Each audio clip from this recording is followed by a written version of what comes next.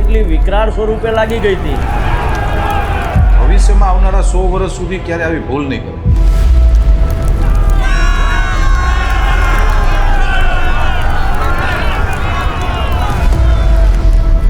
મારી લાઈફમાં તો મેં કોઈ દી આવી દુર્ઘટના જોઈ નથી ક્યારે. ઘીરે જાય તો ભૂલાતું નથી. હજી એનું નામો નિશાન કઈ મળ્યું નથી. એટલે માત્ર સહાનુભૂતિ જાહેર કરવી એ ન્યાય નથી. એ રાજકોટ માટે કલંકિત દુર્ઘટના હતી.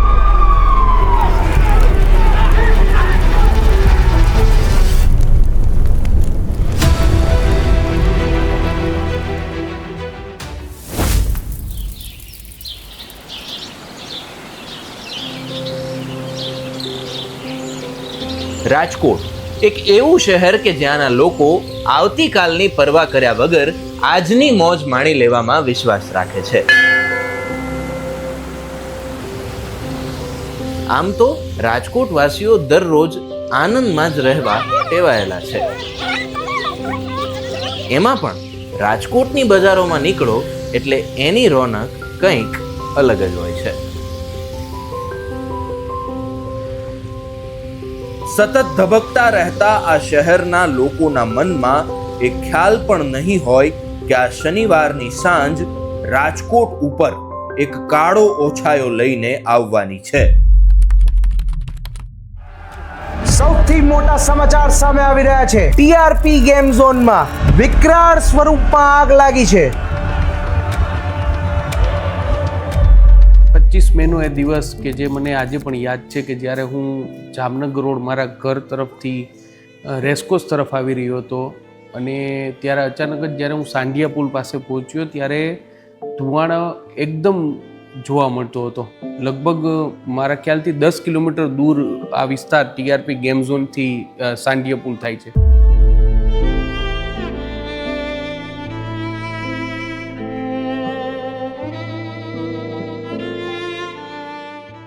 બેનને એમાં સ્ટાફમાં હતી ને એને 5-6 મહિના જ થયા હતા.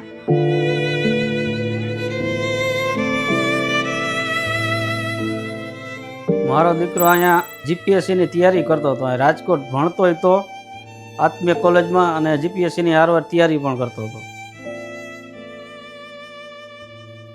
એ અહીંયા સ્કૂલે આવ્યો હતો પણ એના દોસ્તારનો મારા નાના દીકરાનો ફોન આવ્યો કે તારા ભાઈની બધા ગયા છે વાયા વાયા કરીને એને. પછી મને ફોન આવ્યો 6:30.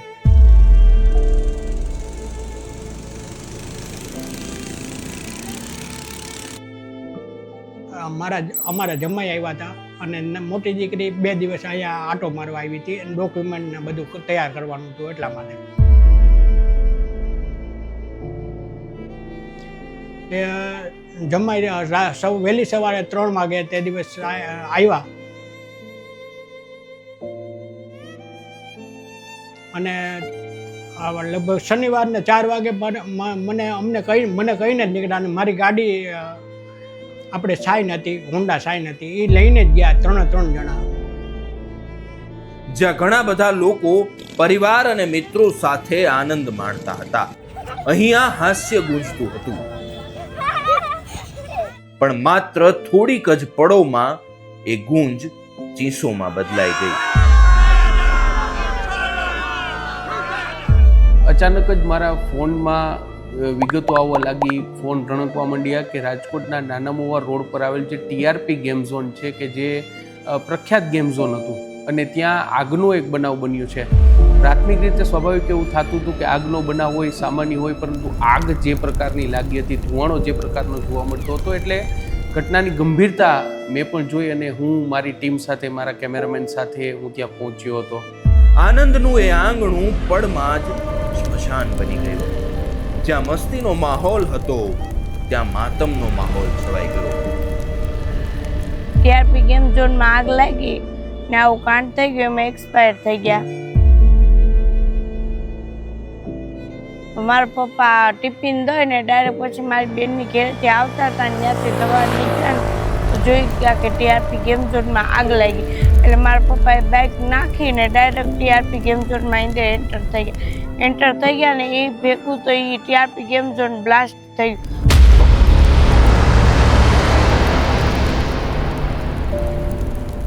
છતાંય મારા પપ્પાએ એને તો દીકરીને ખબર જ છે કે મારી દીકરી જીમાં છે, કે જો કે મારી દીકરી જીવતી હોય તો હું બચાવી લઉં. પણ ત્યાં આખું ટીઆરપી ઝોનમાં એવી આગ લાગી હતી કે ત્યાં આમ કંઈ દેખાતું જ નહોતું, આગ સિવાય કંઈ એટલે કંઈ કશું નહોતું. જે એની લગ્નની તારીખ આવીને એ જ એની દેહદાનની તારીખ આવી પાછી. 28 તારીખે મારે માંડવો હતો ને 29 તારીખે મેરેજ હતા. તો અમે અહીંથી જ્યારે અમને ડેડ બોડી મળીને ત્યારે લગભગ 28 તારીખ આવી ગઈ હતી. તો એ જ તારીખે અહીંથી આવી લોકો વેરાવળ પહોંચ્યા ને ત્યાં લઈ ગયા. એ લોકો 12 વાગ્યા પછી એને દેહદાન દેવાનું, એટલે તારીખે એ 29 તારીખ જ આવી. કોઈ વસ્તુ જ નહોતી, કોઈ ફાયરની સુવિધા નહોતી, કોઈ બીજું કોઈ વસ્તુ અહીંયા હતી જ નહીં. શેની સુવિધા? સેફટી દરવાજો એક જ હતો. છોકરા નીકળી ક્યાંથી શકે? એક જ દરવાજો હતો. હવે નીકળવું એને કે છોકરાને નીકળવું હોય તો ન નીકળી શકે. એક બાયણું વહાઈ ગયો પછી તો એને શું અંદરથી આગ લાગી ગઈ, પછી બહાર જ કોઈ નહોતા નીકળી શક્યા. આ દુર્ઘટનામાં એવું હતું કે સામે મારે એક ચાનો ગ્રાહક છે, હું અહીંયા ચા દેવા આવ્યો હતો. જેવો ચા દઈને બહાર નીકળો ત્યાં મેં ખાલી અહીંયા નજર મારી તો મને અહીંયા ધુવાણો થોડોક દેખાણો, એટલો સામાન્ય ધુવાણો દેખાડો. એટલે મને એમ થયું કે કંઈક સળગાવ્યું છે, એટલે હું ખાલી જોવા માટે આવ્યો. અને બાઇક લઈને પછી હું જેવો અહીંયા અડધે પહોંચ્યો ત્યારે થોડુંક વધારે આગ લાગી ગઈ હતી.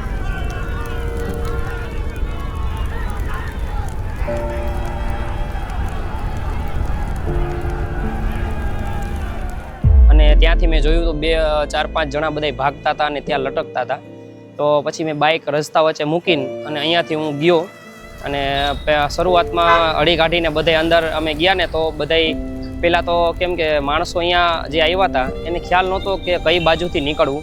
આ છે એ પાછલો ગેટ છે, એટલે આગલો એન્ટ્રી ગેટ ને એક્ઝિટ ગેટ આગળથી છે, અને આ પાછળની સાઈડમાં છે ગાર્ડન પાછળ. તો અમે અહીંયા અવારનવાર ચા દેવા આવતા હોય તો ખ્યાલ હતો કે અહીંયાથી બહાર નીકળવાનું હોય. અમે અહીંયા નેપાળી લોકો હોય, પગી કાકા હોય, એ બધાને ચા દેવા આવતા હોય તો અમને ખ્યાલ હતો કે અહીંયા ક્યાંથી જવું ને ક્યાંથી આવવું. એટલે જે લોકો ઓલી બાજુ હતા ફસાયેલા હતા, કઈ બાજુ જવું એ રસ્તાનો ખ્યાલ નહોતો, ધુવાણો હતો એટલે. તો અમે અંદર જઈ અને બધાને અહીંયાથી બહાર કઢાવ્યા. પહેલાં તો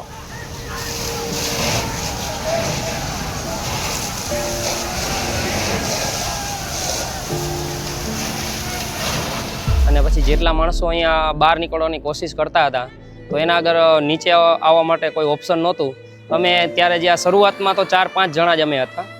પછી અમે એ બધા લોકોને કીધું કે ભાઈ તમે ઠેકડો મારી જાઓ, બીજો કોઈ ઓપ્શન નથી, અમે બની શકશે તો તમને ઝીલી લેશું. અમે વારા પરથી વારા 2-4 જણાને ઝીલવાની કોશિશ કરી અને 2-4ને અમે ઝીલી દીધા. સામાન્ય બધા 2-4 જણાને સામાન્ય ચોટ આવી. એક ભાઈ હતા જેને થોડીક વધારે ચોટ આવી, માથાના ભાગમાં એને લાગી ગયું હતું. પછી અમે એને અહીંયા બેહાડ્યો હતો અને કોઈ રસ્તામાં 4-વ્હીલવાળા ગાડીવાળા નીકળતા હતા તો ભાઈને અમે રિક્વેસ્ટ કરી કે આ ભાઈને ફટાફટ તમે દવાખાને પહોંચાડો. અને એ ભાઈના મેં માથા ઉપર રૂમાલ રાખી અને મેં કોઈક સારો માણસ હશે અને 4-વ્હીલમાં લઈ ગયો દવાખાને. 5 વાગ્યા 5-6 વાગ્યાની આસપાસ ધુમાડો મેં જોયો. એટલે મેં કંટ્રોલ રૂમને ફોન કર્યો કે ભાઈ આ ધુમાડો છે તો કોઈ મોટી આગની ઘટના છે કે કેમ? તો કે હા, મેજર કોલ જાહેર કરેલો છે અને બહુ મોટી આગ લાગી ગઈ છે. એ સમય દરમિયાન હજી ફોન મૂક્યો ત્યાં કોઠારિયા રોડનો ચાર્જ મારી પાસે, એટલે ઓફિસર તરીકે એ લોકો મને સીધી જાણ કરી કે સર આપણને કોલ આપ્યો છે અને અમે નીકળી ગયા છીએ. અને કોઠારિયા રોડ ફાયર સ્ટેશનથી જે ફાઇટર આવે એ વાયા પુનિતનગર થઈને જ આવે. એટલે મેં કીધું હું અહીંયા રોડ ઉપર ઊભો છું, મારું બાઇક મેં ત્યાં રાખી દીધું અને એ ગાડીની અંદર હું બેસી ગયો. અને સાવ નજીકના ટૂંકા સમયની અંદર બધું ભેગું થઈ ગયું. ગાડી નીકળી ગઈ હતી અને હું તૈયાર જ હતો. એટલે સીધા મેં બેસી અને અમે નાના મવા રોડ ઉપર ટીઆરપી ગેમ ઝોન પહોંચ્યા. અને ત્યાં જઈ અને સતત પાણી મારો બધી ગાડીઓ જે અમારો મેજર કોલ હતો એટલે હરાજ સ્ટેશનની 2 ગાડી 3 ગાડી અને ઓલ સ્ટાફ હાજર હતો. એવી રીતે હું અહીંયા હાજર થઈ ગયેલો હતો અને અમે સતત પાણી મારો ચાલુ કરી દીધેલો હતો. 25 મેના રોજ સાંજના 5:44 અમને કોલ મળેલો છે ફાયરબન્સનો. એડ્રેસ હતું TRP game zone, Kalavad road. Caller સાથે અમે કન્ફર્મ કર્યું, એમણે એડ્રેસ આપ્યું છે. એડ્રેસ પછી અમે એફડીઆર ઇન્સ્ટ્રક્શન આપેલા છે કે શું કરવું શું ના કરવું છે. આવી ઇન્સિડન્ટ બનેલો છે એ સમયે. પછી ત્યાં પહોંચ્યા ત્યારે જોયું તો આગ વધારે પડતી વિકરાળ હતી.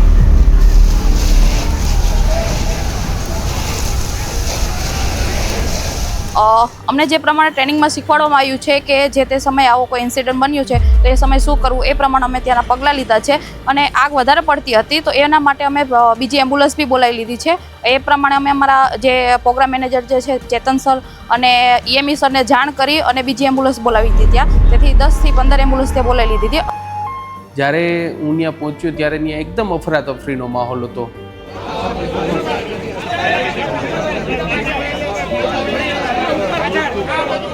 અને કોઈને પહેલી દ્રષ્ટિએ તો કોઈને એટલી ગંભીરતા ન હતી કે આ આટલી મોટી દુર્ઘટના બનશે, કારણ કે ત્યાં ફાયર બ્રિગેડ પહોંચી ગયું હતું, સ્થાનિક લોકો મદદ કરી રહ્યા હતા. પરંતુ જ્યારે હું સ્પોટ પર પહોંચ્યો એટલે સ્પોટ પર બે ભાગ હતા, એક આગળનો ભાગ, એક પાછળનો ભાગ. જ્યારે હું આગળના ભાગે પહોંચ્યો ત્યારે ત્યાં લોકો છે, પોલીસ છે, તે લોકોને દૂર કરવાનું કામ કરી રહી હતી. પરંતુ જ્યારે હું પાછળની તરફ પહોંચ્યો, બેક સાઈડમાં જ્યારે પહોંચ્યો ત્યારે હું ધ્રુજી ગયો હતો. ન માત્ર હું એક, પણ ત્યાં રહેલા પ્રશાસન એટલે કે પોલીસના અધિકારી હોય, સ્થાનિક આગેવાન હોય કે પછી ફાયર બ્રિગેડના જવાન, તમામ લોકો હચમચી ગયા હતા. કારણ કે સૌપ્રથમ મારા કેમેરામાં 2 ડેડ બોડી મેં જોઈ હતી અને મેં મારા લાઈવની શરૂઆત જ્યારે મારે લાઈવ રિપોર્ટિંગ મેં કર્યું ત્યારે એ દુર્ભાગ્યપૂર્ણ રીતે મારે એ વાત સંબોધીને કરવી પડી કે TRP ગેમ ઝોનમાં 2 બાળકોના મોત થઈ ગયા છે. અને પછી આ તો આંકડો જેમ ગંભીરતા વધતી ગઈ, ફાયર બ્રિગેડ અંદર પહોંચતું ગયું અને તેમ આ આંકડો છે તે વધતો ગયો અને અરેરાટી સાથે સાથે પીડા, લોકોનું એક હૃદયદ્રાવક દ્રશ્યો છે ત્યાં જોવા મળ્યા હતા.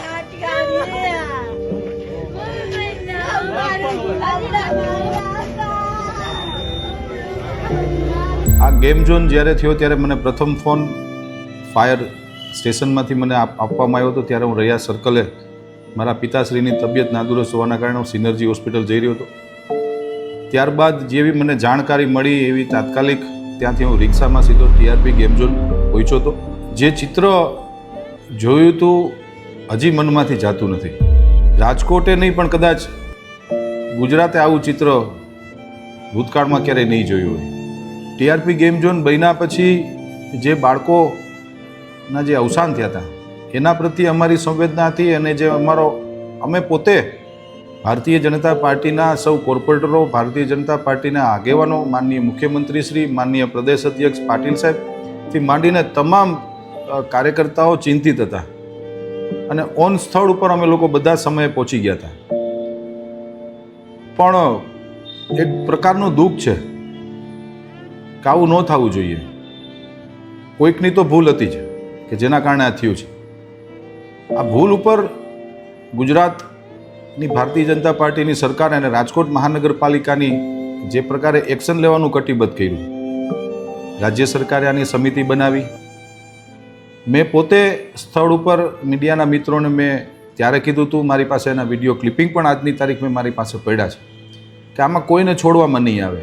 જે કોઈ પણ દોષી હશે એને એવી સજા અમારા દ્વારા દેવામાં આવશે કે કોઈ અધિકારી કે કોઈ પણ ગેમ ઝોન ભવિષ્યમાં આવનારા 100 વર્ષ સુધી ક્યારે આવી ભૂલ નહીં કરે.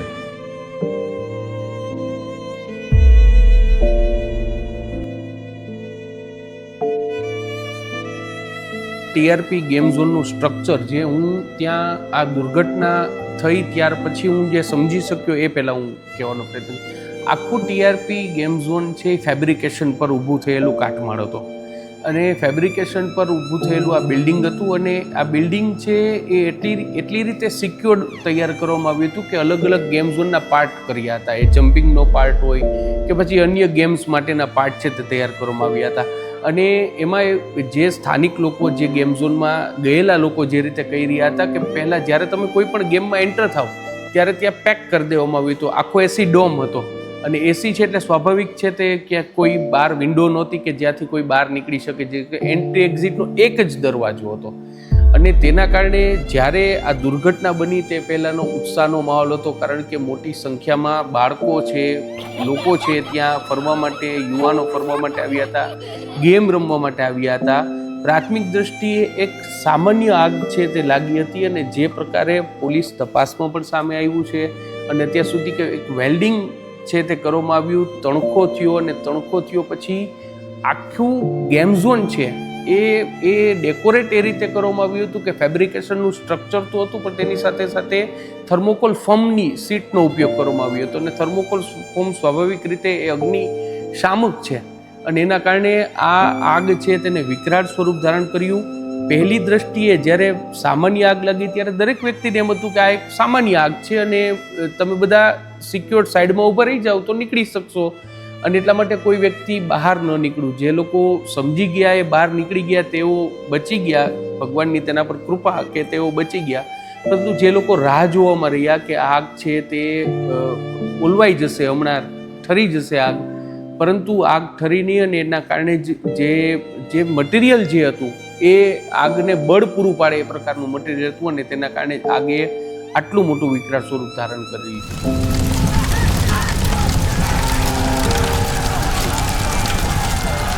સ્ટ્રક્ચર બધું એમને ઓલું માળખું લબડતું હતું. પ્લસ કે નીચે જઈને જોયું ને તો અંદર જે એના સ્ટ્રક્ચરની અંદર કેઝ્યુઅલ્ટી જે ટીંગાતી હતી, જે દાઝી ગયેલા બાળકો હતા, વડીલો હતા, બહેનો હતા, કે જે અમે કેઝ્યુઅલ્ટીઓ ઉતારી છે. એક સાઈડથી અમે 6 થી 8 ઉતારી, એક સાઈડથી માનો કે 14 જેવી હતી. અને રાત્રિના સમયે 2:30 વાગે જ્યારે રાજ્યના ગૃહમંત્રી સાહેબ આવ્યા ત્યારે એની હારે એને આખી જગ્યા બતાવવા હું સાથે ગયેલો, અને ત્યારે પણ મને એક હાથનો નખ દેખાણો હતો. એટલે લાસ્ટમાં રાત્રે 2:30 વાગે મેં એક બોડી ત્યાંથી બાળકની ઉતારેલી હતી કે જેમ માનો કે બીજા કે ત્રીજા માળ જેટલી ઊંચાઈ ઉપર હતી. પોસ્ટમોર્ટમ રૂમમાં જતું હતું બધું, આવ્યા ગાડી આવીને લગભગ હું ગયો ને તે પછી લગભગ 8:30-9 વાગે એક જ ચાલી ગાડી આવી ને એ સીધા આમાં લઈ ગયા. બધું માણસનું તોડું ગળે પણ ત્યાં કોઈને સિક્યુરિટી એટલે ને કોઈને અંદર તો જવા જ ના દે. તો થોડીક વાર પછી લગભગ 9:09 થાય છે ને ત્યાં પછી આ લોકોનું એનાઉન્સ કર્યું કે જેના બાળકો જેના ટીઆરપી ગેમમાં ગયા હોય અને જે ન મળ્યા હોય એ તમે કે કોરોના વોર્ડ નવો બનાવેલો છે ને એમાં તમે આવી જાઓ. એના સ્વજનો જે કોઈ વડીલો કે જે કોઈ આવ્યું હોય ને તમે ત્યાં આવી જાઓ. 72 કલાક પછી તો અમને ડેડ બોડી આપી હતી. એના પગ નહોતા, એના હાથ નહોતો, એનું માથું નહોતું, આખી બ્લેક થઈ ગઈ હતી. જરા એટલે જરા એના 72 કલાક પછી અમને દવાખાને છે ને એની ડેડ બોડી આપી. પછી અમે અંતિમ યાત્રા એની કરી. ત્રીજા દિવસે જે ડીએનએ કરીને તે પછી ઓળખાણ કરીને ત્રીજા દિવસે અમને ડેડ બોડી આપી હતી.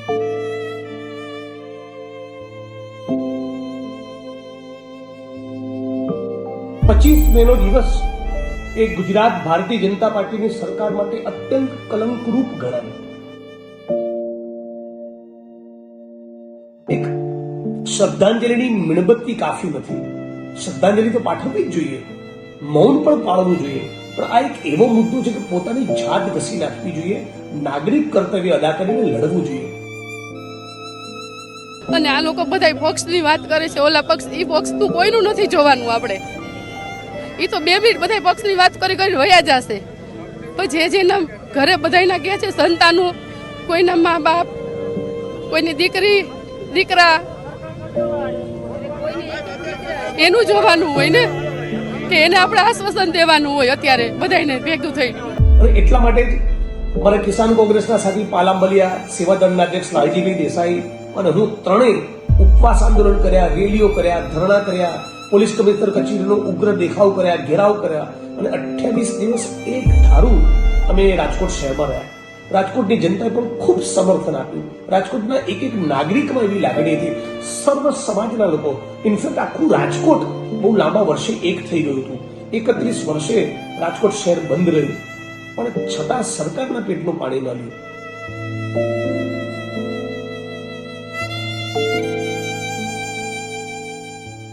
યાદ તો કોઈને વાત જ પૂછવામાં કે આપણે કોઈને એનું સંબોધન જ ના કરી શકીએ કે એ છોકરાઓને આપણે આવડા મોટા કર્યા અને એની આશા બધા જે એની જે આશા હોય એ અમને કહેતી હોય.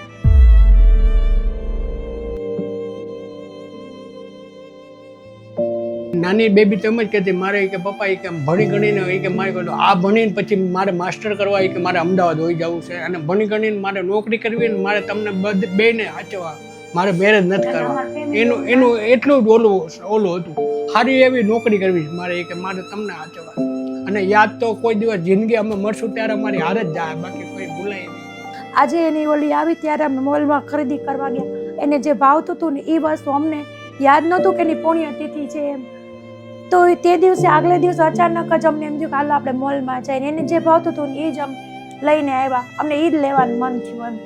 નહીતર અમે અઠવાડિયે જતા ખરીદી કરવા જઈએ. આમ થાય તેમ થાય ઘરમાં નથી ગમતું, હાલો ક્યાં જો તો આપણે મોલમાં વયા જઈએ, આટો મારી આવીએ, કંઈક સારું હોય તો લઈ આવીએ.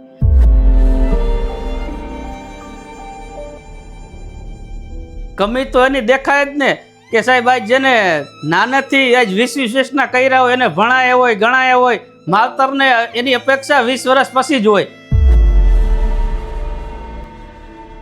કે મારો દીકરો કોઈ નોકરી કરશે, કોઈ ગમે બીજો ધંધો કરશે, કે આજ મારો દીકરો જીપીએસસી ની તૈયારી કરતો, ગમે મને આશા હોય ને કે મારો દીકરો નોકરી કરશે તો કાલ હવે મારું ગટ પર પાલવશે, કે હવે આજ મારા 50 વર્ષ થયા તો કાલ હવે હું નિવૃત્ત થઈ જઈશ. તો નિવૃત્તના બદલે આજ બીજાના પાપે આજ આપણે આજ ભોગવવાનો વાર આવે. આ બધાય તો છોકરા પાસે તો માવતરની આશા હોય જ ને. બધી લાશો ભડતું થઈ ગઈ હતી. એક આખી કાયા, એના બદલે પીડિત પરિવારને એક લાશનો ટુકડો મળતો હતો કે આ તમારી માતા છે, આ તમારો ભાઈ છે, આ તમારું સંતાન છે. ટુકડો મળતો હતો લાશનો. અને આટલી ભયંકર ઘટના બન્યા પછી અમારી વિપક્ષ તરીકે માંગણી શું હતી કે પીડિત પરિવારોને ન્યાય મળે એના માટે જેની કરોડરજ્જુ મજબૂત હોય, જેનો પૈસામાં ડોળો ન હોય, એવા નોન કરપ્ટ પ્રમાણિક અધિકારીને તપાસ સોંપો, યોગ્ય વળતર ચૂકવો. ફરી કોઈ દિવસ આવી ઘટના ન બને એવું સુનિશ્ચિત કરવું હોય તો જવાબદાર નેતા અને અધિકારીને જેલની પાછળ મોકલો. ફક્ત એક મનસુખ નહીં, એનાથી અનેક મોટી માછલીઓ જવાબદાર છે. અને છતાં બહુ દુઃખ સાથે વર્ષ આજે થયું એ ઘટનાને ત્યારે બહુ દુઃખ સાથે કહેવું પડે છે કે રાજ્ય સરકારે જે કામગીરી કરવાની હતી બિલકુલ કરી નથી. અને આખું રાજકોટ, આખું સૌરાષ્ટ્ર અને ગુજરાત એ સરકારની ભૂમિકાને જોઈ રહ્યું છે. એ માસૂમ બાળકોના પરિવારજનો, એ જનેતા જેણે પોતાના ખોળામાં પોતાના સંતાનની લાશ મૂકી હશે, એની શું વેદના હશે. મારી બેન એમ કહેતી હજી એના એવા સપના હતા, હજી તો કાલ એ તો આ કાંડ થયો ને એની બીજેથી મારા પપ્પાને કહેતી પપ્પા હું આર્મીમાં નોકરી કરી તમારા સપના પૂરા કરી. હવે એ જ નથી, સપના પૂરા ક્યાંથી કરે? સરકાર આપી હવે અમારી બેનને. જે પરિવારે પોતાનું નાનું માસૂમ બાળક કે પોતાનો પરિવારનો સ્વજન ગુમાવ્યો છે એ પરિવારના તમે અત્યારે રૂબરૂ મળી એમને પૂછો કે એની ખરેખર સ્થિતિ શું છે. સાંજે સુવા ટાઈમે અને સવારે જાગવા ટાઈમે એમને એ જે સીન છે દુઃખદ એમને યાદ આવે છે. હજી સુધી એ શાંતિથી નિંદર નથી કરી શકતા.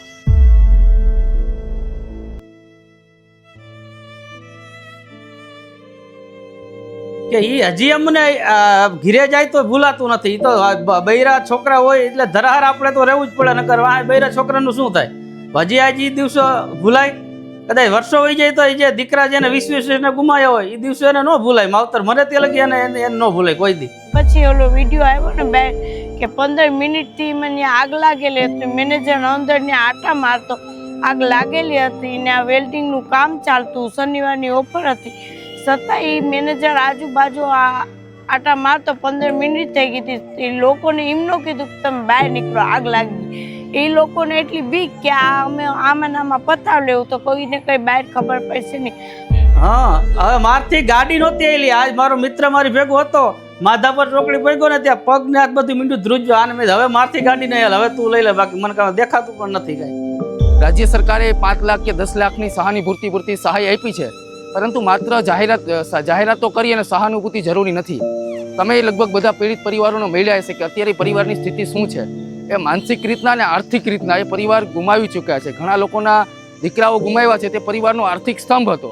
એ માત્ર ગેમ ઝોનમાં 5-10 મિનિટ માટે મનોરંજન માટે ગયા હતા અને આખો પરિવારનો માળો વેખાઈ ગયો. અમે અમારું વ્યક્તિ ખોયું એટલે અમને એનું દુઃખ બોલે. હવે આવવાનું નથી, હવે અમે ગમે કરશું એ નહીં આવે. મારા પપ્પા અત્યારે કેવી રીતના જીવી અમને ખબર છે. આવતા નથી રાજકોટમાં. ટીઆરપી ગેમ ઝોનમાં 3 મહિના સતત 4 વાગે ઉઠીને જતા મારા પપ્પા. અમે અમારી દીકરી ખોઈ, દીકરા જીવી. સહાયથી શું કરવાનું હોય? સહાય તમે કદાચ 2 લાખ કે 4 લાખ દઈ દઈએ તો કઈ પૈસા પાસે માણસની એ 4, 5 કે 6 લાખની કિંમત ગણી. પૈસાને શું કરવાના? જેને આજ માણસ જ વયું ગયું એને કદાચ તમે કરોડો રૂપિયા દો તો નથી જોતા, એને ન્યાય જોઈ છે. પૈસા કોઈને જોતા જ નથી. લ્યો, આ બધાને ફાંસીની સજા દઈ દઈએ, પૈસા બધાને પાછા જેને બધાને પાછા દઈ દે. 4 લાખ ને 6 લાખ ને દઈએ એ કાંઈ માણસની એને કિંમત કરી? સીધા જ આવીને એમ કહી દે ગમે એક કાંડ બને કે અમે 4 લાખ દઈ દઈશું, અમે 6 લાખ દઈ દઈશું, તો ભાઈ રૂપિયાને શું કરવાના? એમ કહો ને કે અમે આ બધાને પકડીને ફાંસીએ દઈ દઈશું તો મળદના દીકરા કવા બધાને. બાકી તો પૈસાથી શું કરવાનું છે? પૈસા તો ગમે મજૂર કરીને માણા પેટ ભરવાનો હોય, એ રૂપિયાને શું કરવાના? માણા વહી ગયા પછી રૂપિયા શું કરવા એને? એટલે માત્ર સહાનુભૂતિ જાહેર કરવી એ ન્યાય નથી. તમે ફાસ્ટ ટ્રેક કોર્ટની અંદર કેસ ચલાવવાનું કહેતા હતા, શું થયું? હજુ સુધી ફાસ્ટ ટ્રેકની કોર્ટની અંદર જે કેસ છે એ હજી પેન્ડિંગ છે. અમે 400 કિલોમીટર મોરબીથી અમદાવાદ સુધી પદયાત્રા કરીને આ પરિવારોને ન્યાય મળે એ માટે અમારી સાથે પીડિત પરિવારો હતા. ટીઆરપી ગેમ ઝોન દુર્ઘટના એ રાજકોટ માટે કલંકિત દુર્ઘટના હતી, પણ સાથે સાથે રાજકોટવાસીઓએ નાત જાત પક્ષ પાત વગર આ દુર્ઘટના છે તેમાં સરકારને પણ એક સંદેશો આપી દીધો હતો, પોતાની સંવેદના પણ વ્યક્ત કરી હતી. અને આ દુર્ઘટનામાં દરેક જે 27 લોકોએ પોતાના જીવ ગુમાવ્યા તેને પોતાનું દુઃખ સમજીને આગળ આવ્યા હતા એ જરૂરથી જોવા મળ્યું. સરકાર પાસે હું આશા રાખવી? અમારે 3 મહિનામાં પીડિત પરિવાર થઈને અમે બધી જેટલા લોકો એમાં અવસાન પામી ગયા હતા, જે 28 લોકોના બધીના પીડિત પરિવાર અમે ન્યાય માંગવા માટે 3 મહિના સતત અમે રસ્તે ઉતરી ગયા હતા ગાંધીનગર સુધી, તો એ સરકાર જાગૃત નહોતી થઈ. કોઈ લોકો અમને આશ્વાસન દેવા આવ્યા નથી. અમે આ ઘટના બની પછી લગભગ અમે 3 મહિના સુધી આ લડત ચલાવી. અનેક પ્રકારના આંદોલનના પ્રકારો હતા અને અમારો મુખ્ય ધ્યેય એ જ હતો કે પીડિત પરિવારોને ન્યાય મળે. પણ સવાલ એ છે કે પીડિત પરિવારોને પૂરતો ન્યાય મળ્યો કે નહીં? વિરોધ પક્ષ તરીકે અમારી ટીમે, કોંગ્રેસની ટીમે જિજ્ઞેશભાઈ મેવાણીની આગેવાનીમાં સમગ્ર રાજકોટની અંદર બંધનું એલાન હોય 4 દિવસ અમે ધરણા કર્યા, કમિશનર ઓફિસનો ઘેરાવ કર્યો, પીડિત પરિવારોના એક ઘરે જઈ અમને એની આપવીતી સાંભળી.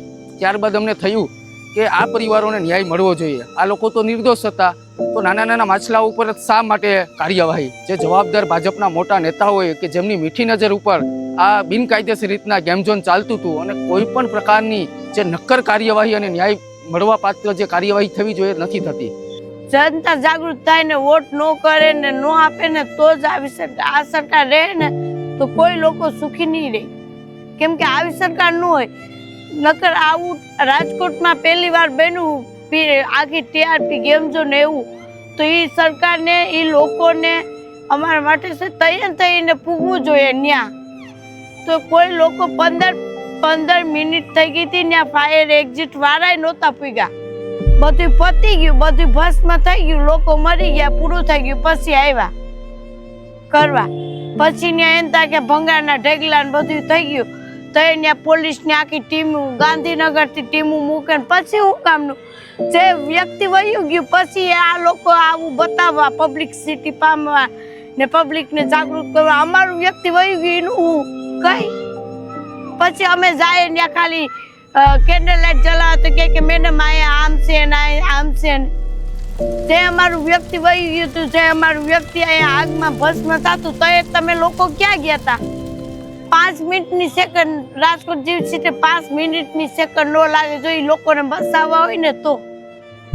આ બધી યાત્રા નીકળે એમાં પોલીસની ગાડીઓ ન હોય, ફાયર એક્ઝિટના ગાડીઓ બધી હોય, ત્યાં શું કામનું છે? રસ્તે ત્યાં કઈ આગ લાગી જાય છે? ટીઆરપી ગેમ ઝોનમાં આગ લાગી ગઈ હતી, 15 મિનિટથી હાલતું હતું, 15 મિનિટમાં તો ભાઈ બધી ભસ્મ થઈ જાય. તો રાજકોટ જેવી સીટમાં કઈ ન પૂગ્યું તો એ માણા શું રહે? એક રીતના કોઈ ગેમ ઝોનની અંદર જે મંજૂરી આપવાની હોય એમાં અનેક તંત્રની જવાબદારી હોય, એટલે જે નીચલા અધિકારીઓ હતી એ નીચલા અધિકારીઓ અને જેની સિગ્નેચરની હતી એ લોકોને ઓન પેપર જે હતા એ લોકોને જેલની અંદર પૂર્યા છે. ખરેખર જવાબદારી કોની હોય? 30 વર્ષથી મહાનગરપાલિકા ભાજપની છે, મ્યુનિસિપલ કમિશનર છે, પોલીસ કમિશનર છે, કલેક્ટર તંત્ર છે, માર્ગ અને મકાન વિભાગના જે ચીફ એન્જિનિયર એ છે. આ લોકોની કોઈની તમે માત્ર બદલી કરી અને સંતોષ માન્યો? કેમ માત્ર નાના અધિકારીઓ કે જે બિચારા ક્લાસ 2ના અધિકારીઓ? ખરેખર તો જે મંજૂરી જેની સંપૂર્ણ જવાબદારી બને તે આ મોટા ઉચ્ચ અધિકારીઓની હતી, મેયરની બનતી હતી, સ્ટેન્ડિંગ કમિટી ચેરમેનની બનતી હતી, એટલે સાંસદની જવાબદારી બને. તો આવા લોકો ઉપર તો કોઈ જાતની કાર્યવાહી નથી કરી.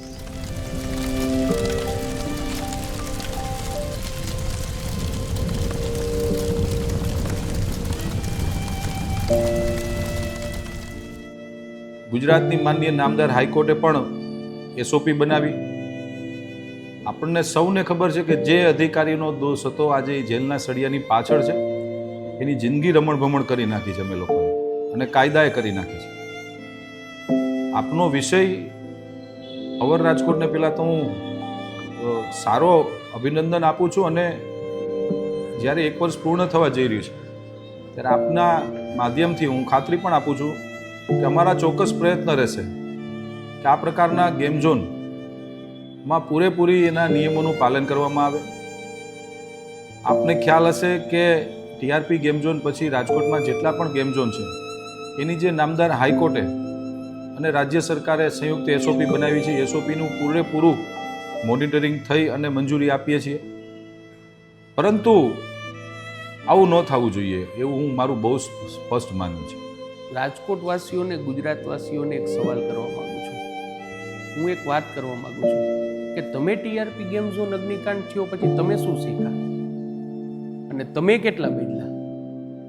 રાજકોટ એ રંગીલું શહેર છે અને રાજકોટમાં હું હોય કે કોઈ પણ વ્યક્તિ હોય એ નિયમોનું પાલન કરવામાં થોડા તો ઉણા ઉતરીએ જ છીએ.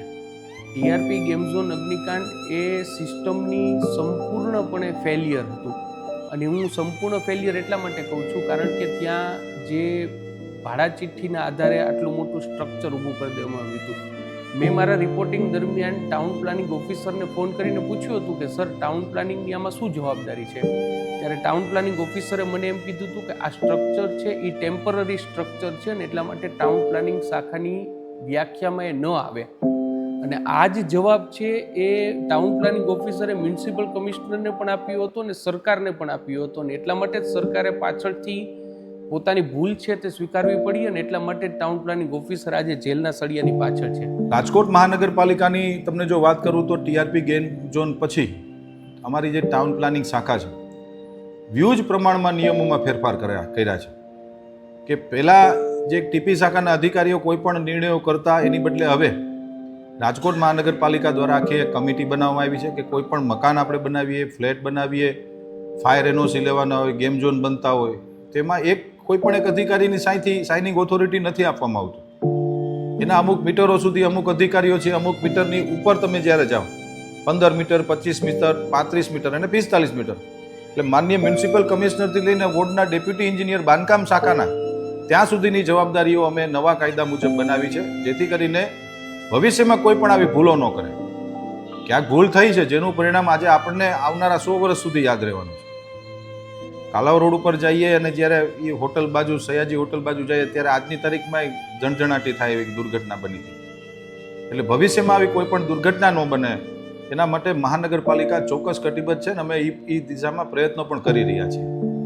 સાહેબ, મેં મારી લાઈફની અંદર કોલ તો ઘણા એટેન્ડ કરેલા છે. ફ્લડ રેસ્ક્યુના કરેલા છે, ધરતીકંપનો કરેલો છે, કુદરતી આફતનો છે, માનવ સર્જિત આફતના છે. આવા મેં ઘણા મારી લાઈફની અંદર કોલ કરેલા છે અને સૌરાષ્ટ્ર, કચ્છ અને ગુજરાતની અંદર પણ મેં કોલ એટેન્ડ કરેલા છે.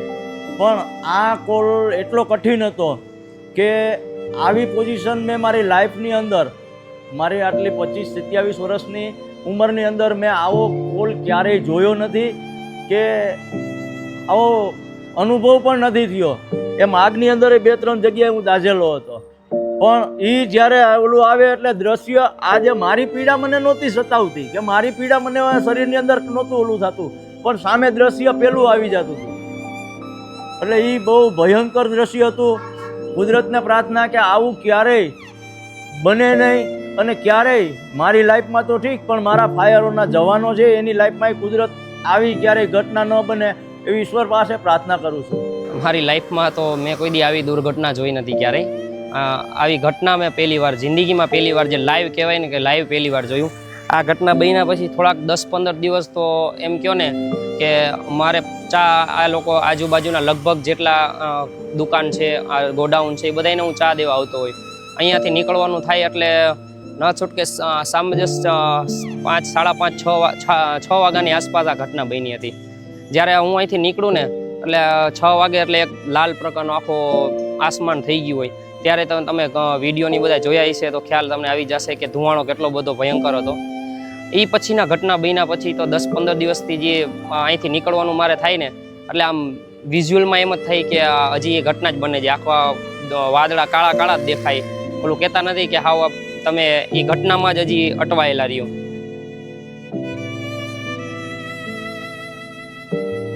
છેલ્લા મારા 12 વર્ષના અનુભવ પ્રમાણે આ જે ઇન્સિડન્ટ હતો એ બહુ ખરાબ ઇન્સિડન્ટ હતો. એટલો મેં ક્યારે બી જોયો નહોતો. આ ઇન્સિડન્ટ બહુ વધારે પડતો મારા માટે ચેલેન્જિંગ વાળું હતું.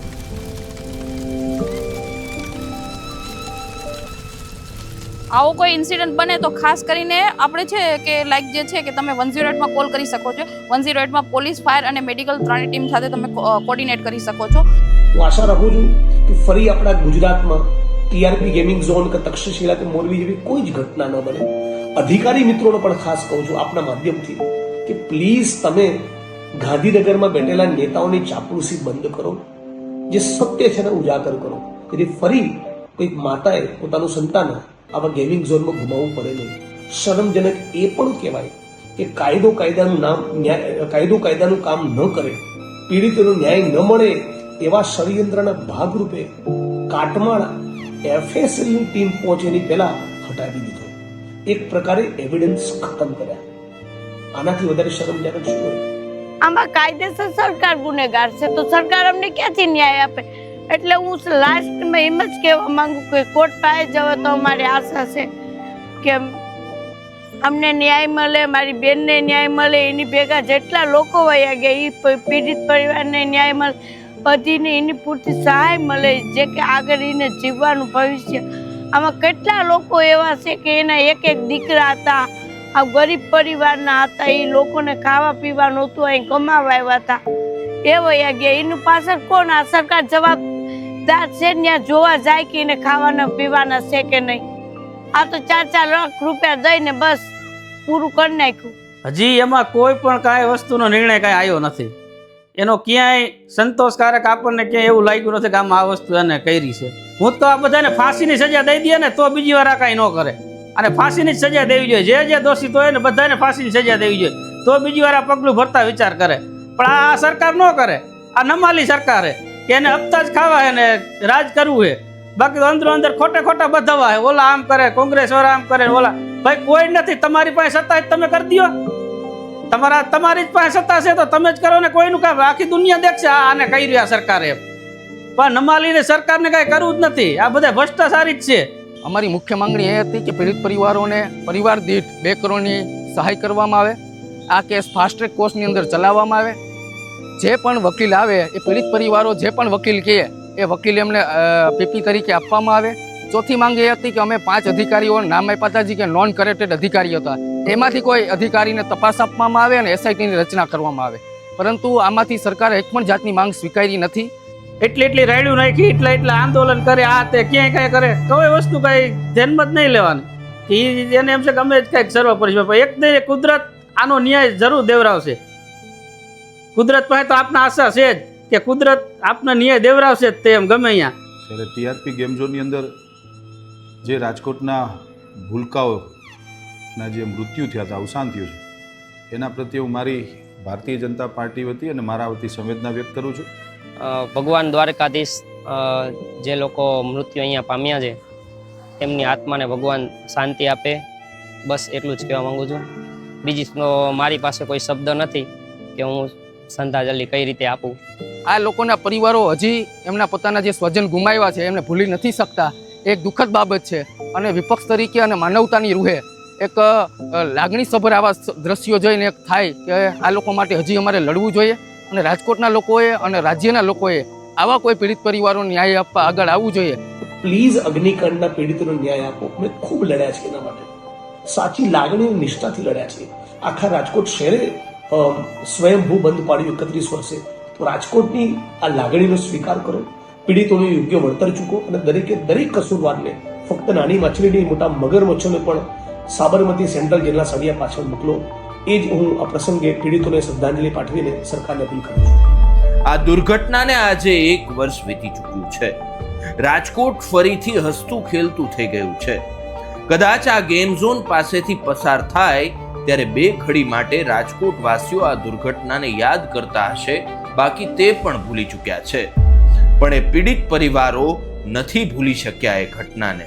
એ માતા પિતાની આંખો હજુ એ સંતાનોને શોધે છે. કોઈ બેન હજી પણ એ રાહમાં છે કે કદાચ તેનો ભાઈ તેને પાછો મળી જાય। શું શીખ લીધી છે સરકાર અને તંત્રએ આ ઘટનામાંથી? શું રાજકોટમાં હવે કોઈ ગેરકાયદેસર બાંધકામ નથી?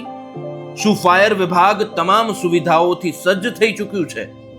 જે જવાબદાર અધિકારીઓ અત્યારે જેલના સળિયા ગણી રહ્યા છે તેમના પર કોના આશીર્વાદ હતા તેની તપાસ થઈ છે ખરી? આવા ઘણા બધા સવાલો પીડિત પરિવારની આંખના આંસુઓ કરી રહ્યા છે અને તંત્ર પાસે જવાબમાં છે ફક્ત મૌન। અને જો આ મૌન સમયસર તૂટશે નહીં તો હજી પણ આવી દુર્ઘટનાઓ બનતી રહેશે।